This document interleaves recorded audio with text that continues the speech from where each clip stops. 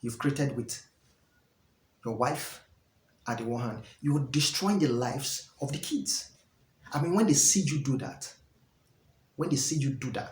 you finish them. I was reading a research that says boys who grow up seeing their mother being violated, being beaten, abused by their fathers are 10 times most likely to do the same to their partners when they become adult. 10 times most likely. Now, for girls who grow up in such household where the mother is abused, they are 6 times most likely to be abused before they become or when they become adult. I mean, imagine what we're doing. Now, every time you raise your hand on a woman in the presence of a kid, you start creating a circle pattern. I mean, you start creating a pattern of abuse. Because what are you telling the child? What are you telling the boy? Now, one of the video is even, I don't know, it was the boy. I think it should be between uh, 15 to 17 that came to intervene while the dad was beating down on the woman with his belt. He loosed the belt, and he was beating the woman and calling her names, verbal abuse in the presence of the kids. How? Does that even make sense? In one of my videos, I spoke about a boy I met that said in their house, when the father wants to punish the mother, he asks the mother to kneel down and raise her hands up like a child. Now, I can imagine most times, besides the verbal abuse, while the man is kneeling down, he can even flog her. Now, this child grew up to, as at when I knew him, he can hardly keep a relationship for more than 6 months. That's the effect. For children like that, for children who experience such abuses, it has on them a short and long-term effect. Now, when you see some other children in their, the mental torture is crazy. It's crazy. The mental torture is crazy. But we don't consider that as spirit. We just believe they will do well. I mean, it's more okay for kids born in the Western world. They have what they call cognitive behavioral theory or therapy, sorry. They have that where they come in for therapy and people will sit down, or doctors will sit down with them, therapists will sit down with them and go through all this level of abuse they've seen or gone through and find a way to help them. In Nigeria, forgive me, I don't know of any place. I think what we have is Yaba left. And what's Yaba left? What you have there is where you take care of people who have total breakdown, people who are mad. So we have this whole lot of kids growing up with these issues. And tomorrow when you see them beating up girls or their partner, you start wondering, that's like this one is caused from home. You forget that as a parent, you didn't do well. I keep imagining as a father who beats up his wife in the presence of the children, how would you feel if one day you come in from work or anywhere and you meet your son beating the sister with belt, like the sister is asleep? I can imagine you applaud him or what. So sometimes we need to be careful. We need to be careful of the systematical way we've started destroying the lives of our kids. We need to be very careful. So I'll be going through some things that make men always abuse their wives. So we'll be titling this video Men Who Always Abuse Their Wives. So let's jump right into it. Now, you remember earlier on I said uh, scholars argue that uh, abusing the woman is an expression of a patriarchal, dominational, or domination, a domination of women. Yeah, abuse is an expression of a patriarchal domination of women by men rooted in gender and power inequality. Now, number one, men abuse women for power and control issue. I want to show you I'm in charge. The church put me as the head. The tradition first tells me I am the head. Besides, I'm the one that paid your bride price. So anything I say is final in this house. Some men are not even educated. When the woman is educated, it becomes a problem. When the woman tries to speak up about certain things that are not right, oh, they pick offense and show them that, look, I'm in charge. But this thing is not about power and control. There's a video we did on negotiational skill in relationship that talks about communication. The one on what your relationship expects of you. Still hammer on communication. Communication.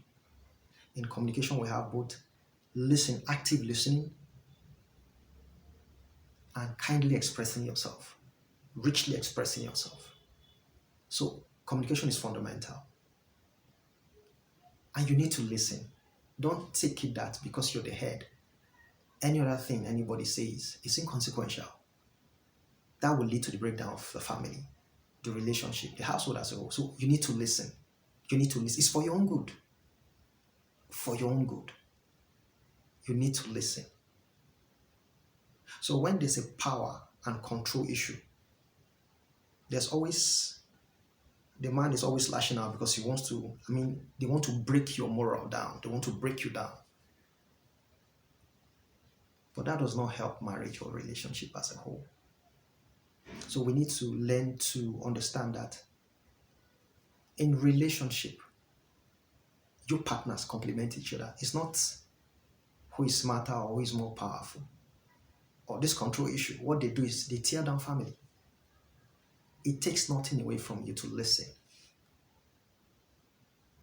I've never seen anywhere where pumping up your fist settles the issue. It rather destroys. Because when you beat up your wife, every time things happen between you and her, the next thing is basbos. You start beating her up, calling her names. You're destroying that which is an integrity that you and her shares as husband and wife, that institution that divinely defined you. You've destroyed it. That's one. Two, you are trying to make your kids grow up to become what you never dreamt of them being. We all, as parents, we have the desire that our children should become president of this country. Wonderful kids. Imagine what that does to them. Because study has it that most children that comes out from such home are depressed, they are sad, they are aggressive, they are mean to themselves and any other person. Anybody that stands in their way, they don't have mercy. The things they do is beyond your imagination. So sometimes when you're angry and you feel like somebody is saying something that is right, but you can't take it, the best thing to do is walk out. Just walk away. Go out and take fresh air. Come back. By then, you would have blown off the steam.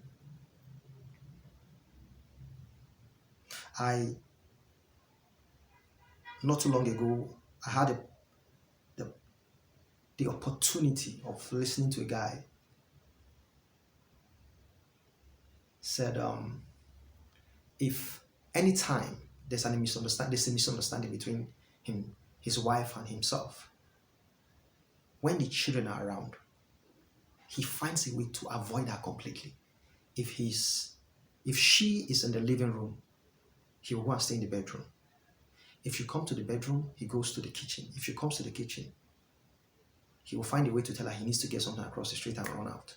Until when he knows they are just by themselves, then they start discussing the issue.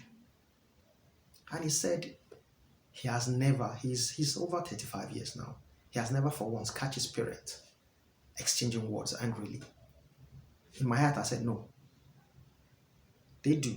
They talk about their issues. Just that they've looked for a good way not to get you involved because they don't want to traumatize you. If you remember, as a kid, sometimes you and your father will make decisions on certain things, or you ask your father for something, you said, okay, and the night you hear them whispering, they've settled your case. So they have a way of doing it. Sometimes they go out together and they talk about it. They have a way of doing that. That's very good. It brings sanity to the family. There's no way, there's no relationship that doesn't have its up and down. But what we're saying is find a way to settle it without traumatizing the child. Find a way without getting the child. No, they are very smart. Even when you are avoiding, they feel the tension. They feel it. Even when you're not saying anything, they can sense it. So you need to be extraordinarily careful not to give a wrong impression. The second point is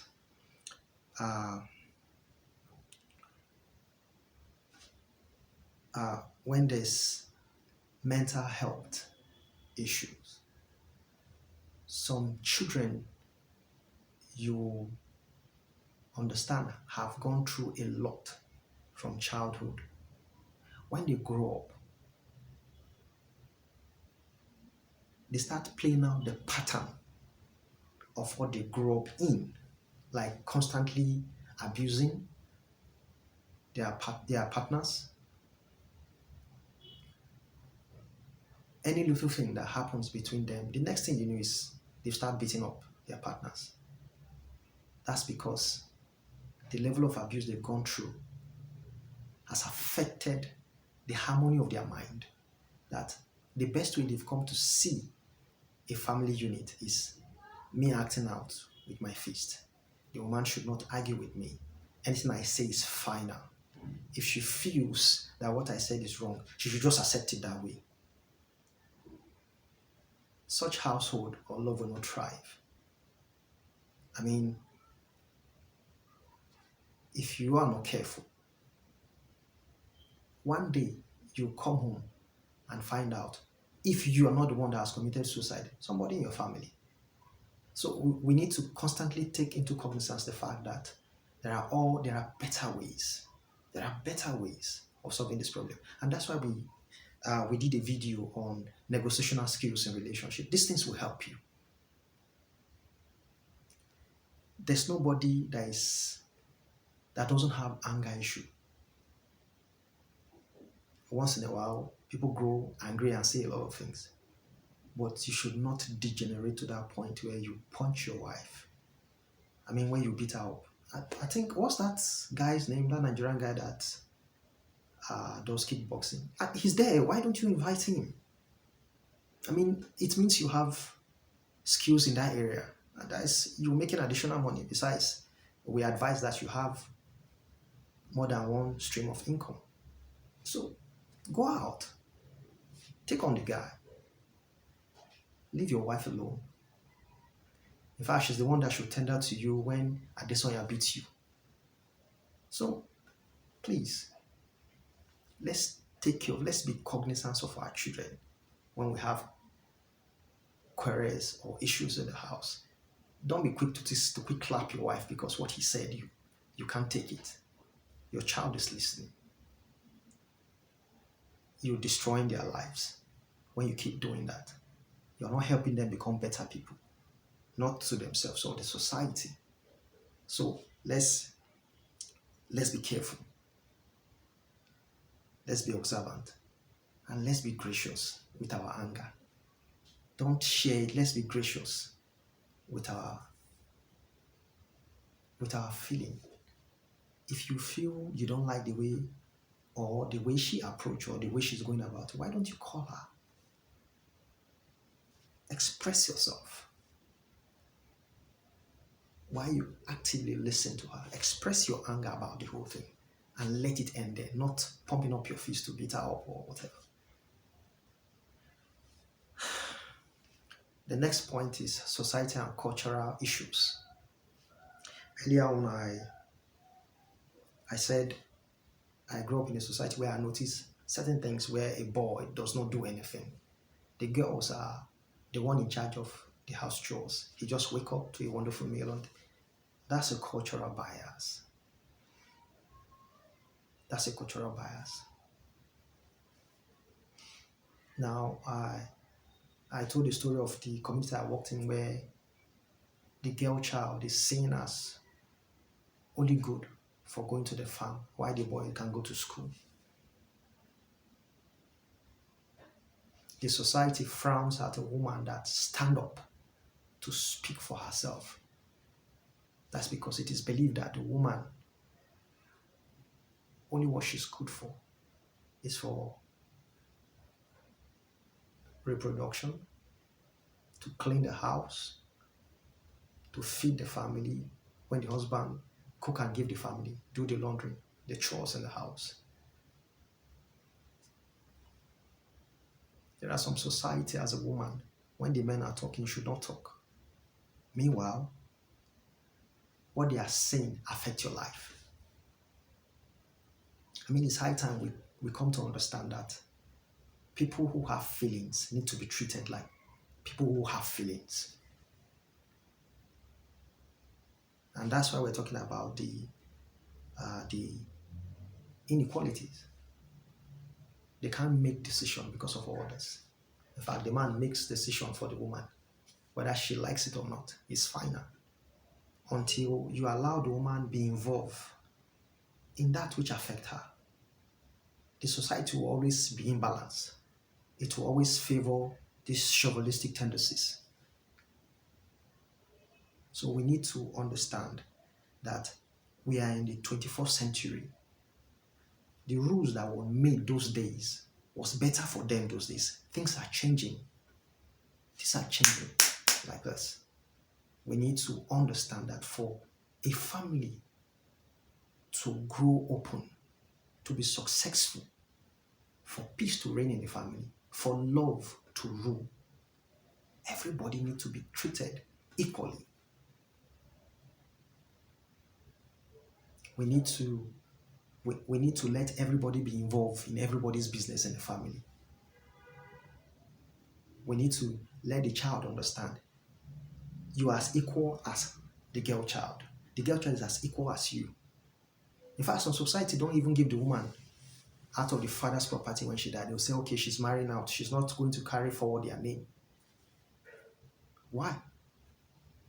But she's part of the family. The business did well because they were supportive in a way, directly or indirectly.